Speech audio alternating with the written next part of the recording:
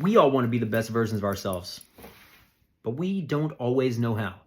Or at the very least, we don't know how to motivate ourselves to pushing outside of our comfort zones to get better. Today, I'm going to introduce you to the 30-20-10 rule. It's a rule I love. It's helped me, and I'm hoping it might just be the key for you to help you become the you that future you wants current you to you today.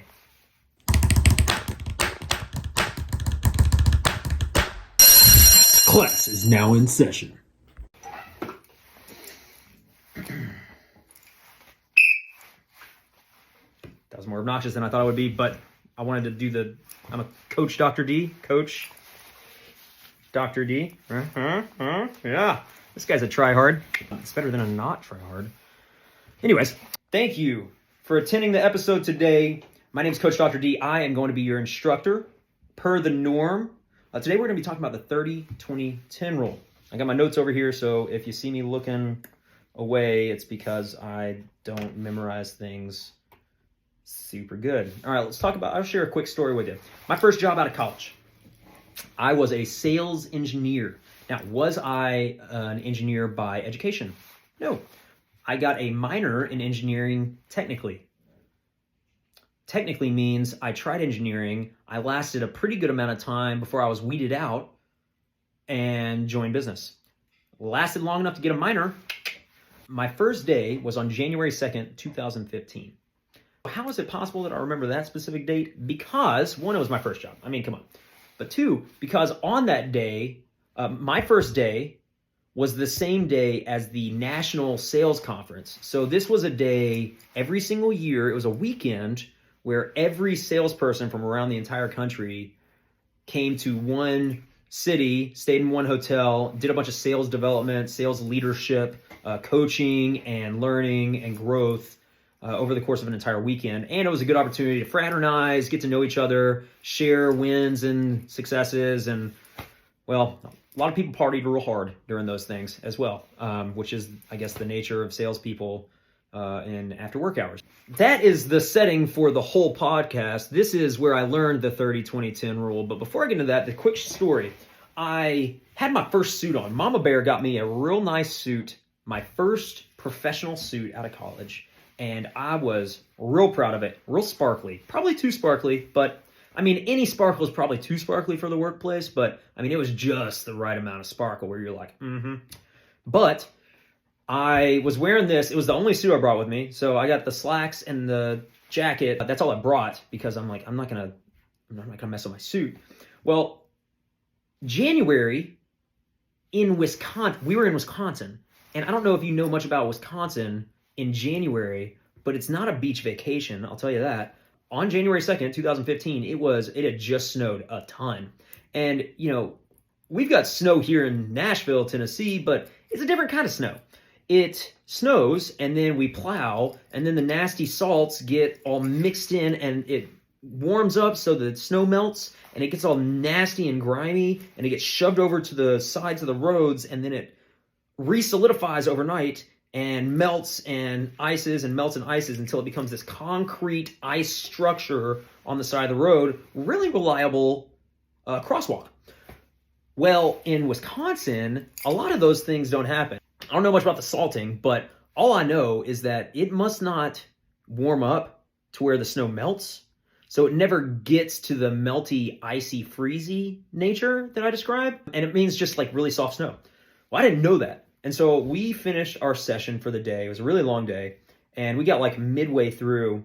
And I was like, you know what? I don't see the sodies that I want. I'm going to go walk across the street to the gas station, grab me a Coke Zero or something, maybe an energy drink. Naturally, the snow had piled up on the sidewalk, so I was walking on the road, basically. And cars were flying by because in Wisconsin, that's second nature. So the fastest way to get from A to B is a straight line. It's safer off the road. I'm just going to climb over this hill, and the gas station's right there. In Tennessee, that's a pretty standard thing to do. So I did so in Wisconsin, and I didn't realize how just so pillowy and powdery this snow mound would be. I took one step in and went schwonk. I mean, I'm talking like growing deep, crotch deep in snow, which, not a big deal, except the type of material that my suit pants is the type that shows water stains permanently. So I go to the gas station and I come back and I've got my right leg, we're going to call him righty, I'm talking from tip toe to heel all the way up to like upper quad is just a totally different color than the other pant. And I got to explain that to 50 plus professional salespeople, of whom I was trying to impress, of whom I've never met, of whom it was my first job in my first work day, and I had to explain away, water stains for an entire weekend because I didn't have a change of pants. All right, that was my icebreaker. So the lectures is what we're here to talk about. These were conducted by sales. These people, they look like Mike from Breaking Bad. They were experienced and accomplished and very professional and very good salespeople, very good persuaders, good public speakers. And it was at that point that I realized that is my dream career. Pipe dream, I want to be a sales leadership coach. And that might be coach/consultant, lead workshops and stuff like this. This might be why I've chased after a doctorate degree. I love teaching leadership and I love looking for leadership opportunities because that might be where I want to end up in the future. But anyways, the company paid top dollar every single year to fly these consultants in. I don't remember a whole lot about it, but one thing stuck out. I had been to two, and out of these two 72-hour rendezvous, X2, so 144 hours of sales conference, I remember one thing, and it was a 30-20-10 rule. I'm going to share that with you today. Now, I'm a believer in Kaizen. Kaizen is Japanese for continuous improvement.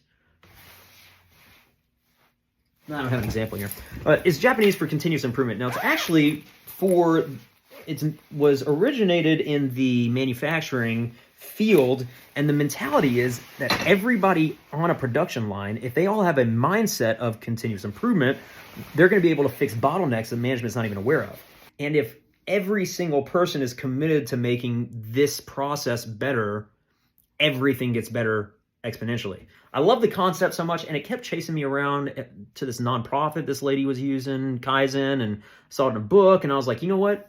It's time. I'm going to get it tattooed, and I certainly hope that is how you spell Kaizen. I love the idea of Kaizen as a mantra for ourselves and for our personal lives and our own growth. But if we only focus on our professional growth, we're limiting ourselves. If we neglect our family, we neglect our spiritual lives, we neglect our fitness or our nutrition, ultimately we're going to fail.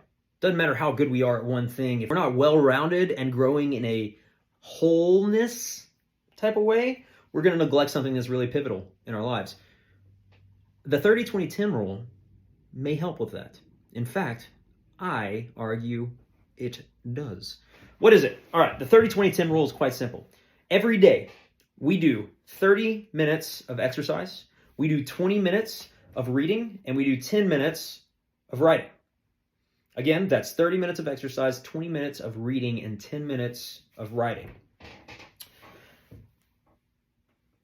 If we truly want to be better, which we should all want to be better than we were yesterday, because literally science says that the world rotates and moves forward. So if we're standing still, by the nature of nature, we're actually moving backwards compared to, it's a perspective thing and a thought experiment thing. Just go with it, okay? So we got to move forward. We got to get better. And the 30-20-10 rule is a way to do that. So if we can't separate 1 hour for personal growth in the 24 hours that we have in a day, how do you expect to be better? How do you expect to achieve the goals that you want, to be the person that you always wanted to be if you're not dedicating time towards it? Well, I get it. An hour seems like it could be a lot for some people. The reality is we can all make an hour, but I'm going to make it a little easier because I believe in efficiency. Really, I'm lazy. So I'm going to bust my ass for the first portion of time so I can figure out a very efficient way of doing things so I don't have to work very hard in the future. Thus is efficiency. I don't mind breaking it down as like a 30, 20, 10. Well, 30 minutes, you could, while you're exercising, you could listen to a 20-minute audiobook. Sounds good to me. You're still getting the knowledge. And I mean, this is a little bit ridiculous, but I don't expect you to write while you're exercising, but there's no reason why you couldn't maybe do voice memo for 10 minutes. It's not about writing some poetry. Trust me, I was a white guy in high school. I wrote poetry. It wasn't good. I'm not a poet. That's okay. I think it's more about just getting thoughts out. It's about processing how you feel, what's going on in your life, and putting it on paper, and then maybe even rereading it to understand situations better. Maybe it gives us context, but it's so valuable. Maybe you do a 10-minute voice memo while you're working out. Maybe you just save it for 10 minutes for later, right? There's only so much efficiency that's necessary. Me personally, I'll do my 30-minute workout. I like to run. I go through phases. I'm in a running phase right now. And when I'm done running, I'll do a cool down walk, go grab Winston, my dog, and my corgi, to be more specific. I'll go grab Winston. We'll go on a 20, 30-minute walk, and that's when I'll get my audiobook in. Maybe it's a podcast, maybe it's an audiobook. And then, how do I get my writing? Well, at the end of my day, I had this habit, and I loved it. It was quirky, and it was fun, and I look forward to it. I would get a calendar, like one of those 30-day calendars that have little blocks for every day, had a little bit of room to write in it. And these calendars, I'd always do something silly, something that made me smile. One year it was cats doing little cartoon cats doing stuff. One year it was dogs pooping in places that they shouldn't be pooping. And then one year was phallic-shaped geological objects in nature. That was pretty funny. But every day, at the end of my day, I would sit down and I would think about the most memorable or just the good things on the day. And I'd write those down. If I looked back on this calendar years from now, what are the things I'd want to remember from this day? And some days I was able to just crank it out. Easy peasy. But other days, some days are just days. And it was tougher to come up with something to write about.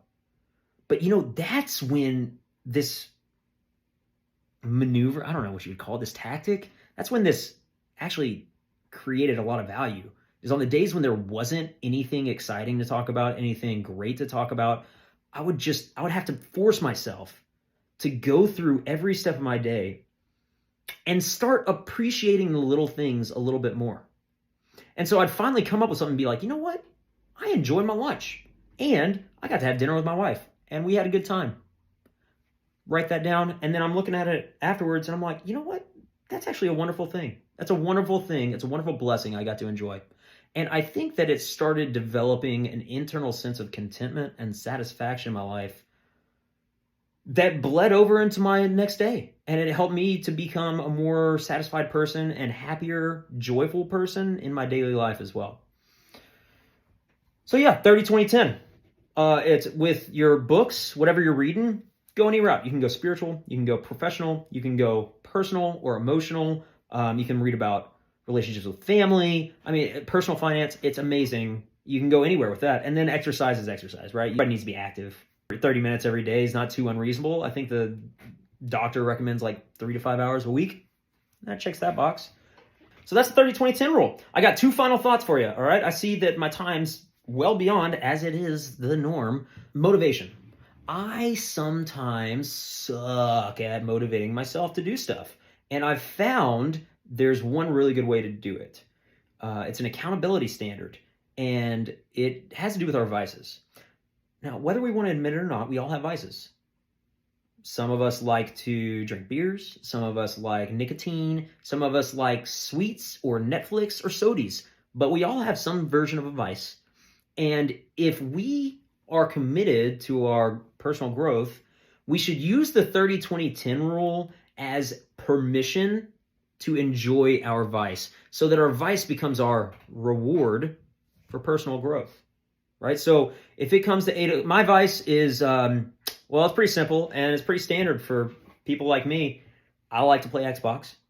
I like hanging with the boys. And when the boys are playing Xbox, one of them's inevitably going to crack open a beer and I hear it and I hear the carbonation going And I'm like, I could probably go for one of those. So beers, bros, and box. That's my vice, the 3B. And if what I do, and I'm not perfect or very good, but what I do in a perfect world is I'll do my 30-20-10 rule and then reward myself for completing it with 3B at night. When it gets to being 9 o'clock at night, and I'm like, all right, had dinner, ready to get my box on, ready to do my BBB, Better Business Bureauing. Well, did I finish my 30-20-10 rule? Because if not, all it takes is 30 minutes. I need to do that before I do my 3B. Sometimes I will do it, and then I will play 3B. Sometimes I'll do my 30-20-10 rule and not have time left or energy to 3B, and that's all right. And sometimes I won't do my 30-20-10 rule, and then I just, I don't 3B. And it is a way to, it also helps me value my 3B time a little bit more. Beers, bros, and box. My final comment, my final thought here, checking my notes. It's how much better should we strive to become? Well, we just need to be better than we were yesterday. I've got a fun metaphor that just helps us understand. I said this in class, and it was so dope. I don't have a Twitter page. I wish somebody followed me around in class and just wrote down stuff that I said whenever I commanded them. To make a big impact, we've got to take small steps. My metaphor is if we had $100 in the stock market and we were able to grow our portfolio by 1% every day that the market opens, can you guess how much we'd have after 30 years? Now, that's a long time. I get it. But personal development, right? 30 years of personal development, that's a reasonable thing to say. So $100, 1% better every day that the market's open over the course of 30 years would end up in $48,240. $100, 1% better every day the market's open would turn into $50,000 in 30 years. Imagine how much we could grow if we just did 1% better every single day. Snap. I hear the bell. Class must be over. Look, I'm Coach Dr. D.